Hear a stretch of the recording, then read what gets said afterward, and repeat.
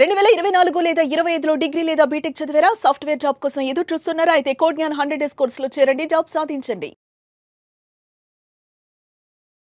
Welcome to Suman TV. నేను మీ Suman TV Nag. ఎవరైనా సరే రికవరీ ఏజెంట్స్ వ్యక్తిగతంగా బారోవర్స్ని కలవడానికి వెళ్ళేటప్పుడు కొన్ని నియమాలైతే ఖచ్చితంగా పాటించాల్సి ఉంటుంది. ఆ నియమాలేంటి? ఏ విధంగా ఉంటాయి?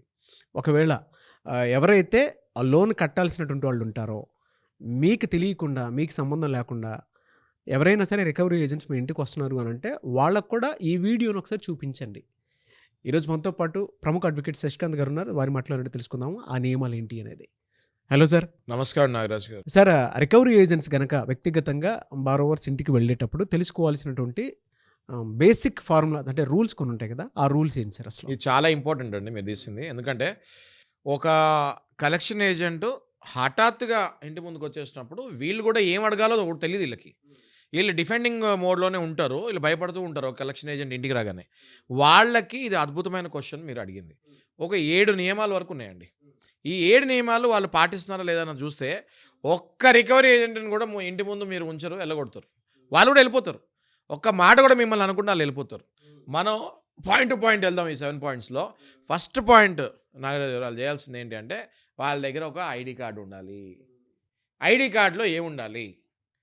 వాళ్ళ పేరు, వాళ్ళ ఫోటో, వాళ్ళ ఎంప్లాయీ కోడ్. మీరు బాగా గుర్తుపెట్టుకోండి. ఐడి కార్డులో వాళ్ళ పేరు, ఫోటో, ఎంప్లాయీ కోడ్ ఈ 3 ఉండాలి. దాన్ని ఫోటో మీరు తీసుకొని పెట్టుకోవాలి. అసలు ఈ ఐడి కార్డు లేకపోతే మీరు వాళ్ళతో మాట్లాడాల్సిన అవసరమే లేదు. స్ట్రైట్గా ఇంట్లో నుంచి 100 కొట్టండి, ఎవడో వచ్చాడు మమ్మల్ని టార్చర్ పెడుతున్నాడని వాళ్ళు తీసుకోబోతారు వచ్చి. ఇంకోటి నెక్స్ట్ సెకండ్ పాయింట్ నాగరాజు గారు, ఎవరైనా కూడా కలెక్షన్ ఏజెంట్ బారోవర్ అంటే అప్పు చేస్తున్న వ్యక్తికి ఇన్ఫార్మ్ చేసి రావాలి. ఏ టైంకి వస్తున్నానో అని చెప్పి రావాలి. నన్ను పలానా బ్యాంక్ పంపిస్తుంది అని అనుమతి లేక పర్మిషన్ లెటర్, అప్రూవల్ లెటర్ తోటి వాళ్ళ ఇంటికి రావాలి. ఎవరు పడితే వాళ్ళు ఐడి కార్డు వేసుకొని వస్తానికి లేదు. ఫస్ట్ పాయింట్ చెప్పాను కదా, ఆ ఫస్ట్ పాయింట్లో ఐడి కార్డు ఉండాలి. ఐడి కార్డుతో పాటు ఒక లెటర్ ఉండాలి.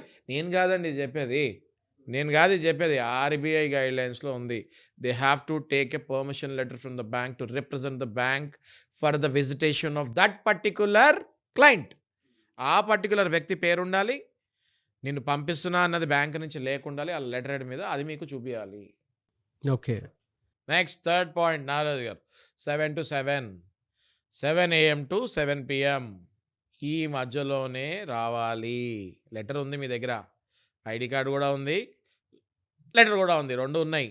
అయినా కూడా మీ ఇష్టం వచ్చినప్పుడు వస్తానికి లేదు. 7 నుంచి 7, 7 AM to 7 PM మధ్యలోనే రావాలి. ఖచ్చితంగా ఇది పాటించాలి. 7కి ముందు వచ్చినా 7కి తర్వాత వచ్చినా ప్లీజ్ కాల్ 100. పోలీస్ వాళ్ళకు కూడా తెలియకపోతే ఆర్బీఐ గైడ్లైన్స్ వాళ్ళకు కూడా చూపించండి. వాళ్ళు వచ్చి వీళ్ళని ఎల్లగొడతారు. నెక్స్ట్ ఫోర్త్ పాయింట్, శాంతియుతంగా వ్యవహరించాలండి. నాగరాజు గారు వచ్చారా, మీ పేరేంటండి, కరెక్టేనా, ఇది మీరేనా, అప్పు తీసుకున్నారు కదా, ఒక ఈఎంఐ బౌన్స్ అయింది, మీరు కట్టాలి. అంతేగాని కట్టవా, తిన్నావా, తింటాం తెలుసు, కడతాం తెలీదా, ఇట్లాంటి మాటలు మాట్లాడితే మళ్ళీ అది violation of RBI fair practicing code. డెఫినెట్గా అది రికార్డ్ చేయండి.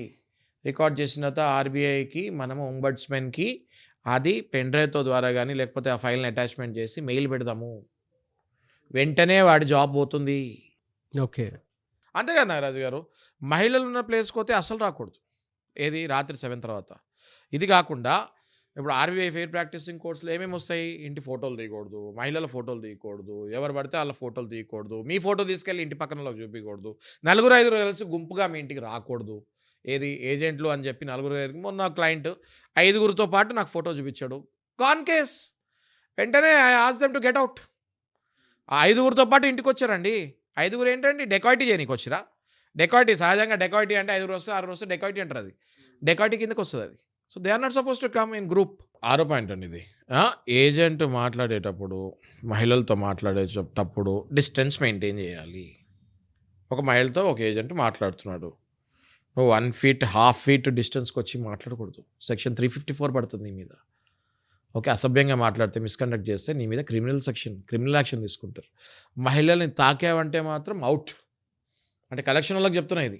ఈ అవేర్నెస్ నేను ఇచ్చేది అప్పు తీసుకున్న వాళ్ళకి కాదండి. ఈ awareness is for collection agents. దయచేసి మీ కలెక్షన్ ఏజెంట్స్కి ఈ వీడియో ఫార్వర్డ్ చేయండి.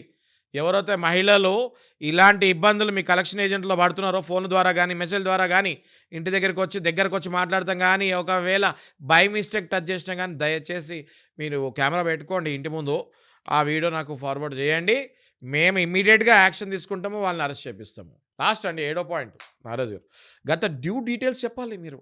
ఓకే, అంటే ఎన్ని ఈఎంఐలు కట్టలేదు మీరు, దానికి ఇంట్రెస్ట్ ఎంత పడుతుంది, ఇవన్నీ క్లియర్. మీ లోన్ అకౌంట్ నెంబర్ ఎంత, పొలైట్గా చెప్పాలి. పొలైట్గా, చాలా పొలైట్గా చెప్పాలి. ఇప్పుడు నేను మాట్లాడినట్టు కూడా మాట్లాడకూడదండి వాళ్ళు. నేనంటే వీడియోలో రావాలి, అలా తెలియాలి అని మాట్లాడుతారు, ఇలా కూడా మాట్లాడకూడదు వాళ్ళు. They have to speak very politely, very normally. చాలా ఒక 5 స్టార్ హోటల్కి వెళ్తే ఎంత బాగా రిసీవ్ చేసుకుంటారు అక్కడ వెయిటర్లు, ఎంత మర్యాదగా ఇచ్చి మాట్లాడతారు. అంతే మర్యాదగా మీరు అప్పిచ్చినప్పుడు అంతే మర్యాదగా ఇస్తారు కదా, కలెక్ట్ చేసుకునేటప్పుడు కూడా అంతే రెస్పెక్ట్, అంతే గౌరవప్రదంగా మాట్లాడాలి. ముఖ్యంగా ఈ 7వ పాయింట్లో చెప్పేది ఏంటి అంటే, మీ లోన్ అకౌంట్ నంబరు, మీ ఈఎంఐలు, మీ ఇంట్రెస్ట్ ఎంత పడింది, మీ టోటల్ అవుట్ స్టాండింగ్ ఎంత, డీటెయిలింగ్ ఇవ్వాలి. వచ్చేసి ఇష్టం వచ్చింది, నోటికి ఇష్టం వచ్చిన అమౌంట్ చెప్తాము, దానికి ఒక డాక్యుమెంట్ సపోర్టింగ్ లేకపోతాము, నోటి ద్వారానే డైరెక్ట్గా మీది ఇంత అవుట్ స్టాండింగ్ ఉంది మీరు కట్టాలి అని చెప్తే ఖచ్చితంగా అది కూడా ఆర్బీఐ ఫెయిర్ ప్రాక్టీసింగ్ కోడ్ కిందకి రాదు. We can raise a complaint to ombudsman. Okay, ఇన్ని ఉన్నాయండి. ఇన్ని ఉన్నప్పుడు మీరు ఎందుకు డిప్రెషన్కి వెళ్తున్నారు? మర్యాదపూర్వకంగా కలెక్షన్లతో మాట్లాడడానికి అందరూ కస్టమర్లు రెడీ ఉన్నారండి నాగరాజు గారు, అందరు రెడీ ఉన్నారు. సార్ నార్మల్గా మాట్లాడుకుంటాం, మేము రెడీ ఉన్నాం సార్. అసలు వాడు వినట్లేదు సార్, అసలు వాడు వినట్లేదు అన్నప్పుడు మేము కూడా వినము రండి అంటున్నాను నేను. వాళ్ళు వినప్పుడు మేము కూడా వినము రండి, వాళ్ళంటే అడ్వకేట్ దగ్గర రండి, సలహాలు తీసుకోండి. ఊకే ఎలా బిగించాలో కలెక్షన్ వాళ్ళకి అలా బిగియండి. కలెక్షన్ వాళ్ళు గుండాలు రౌడీలు తయారవుతున్నారండి ఈ మధ్య.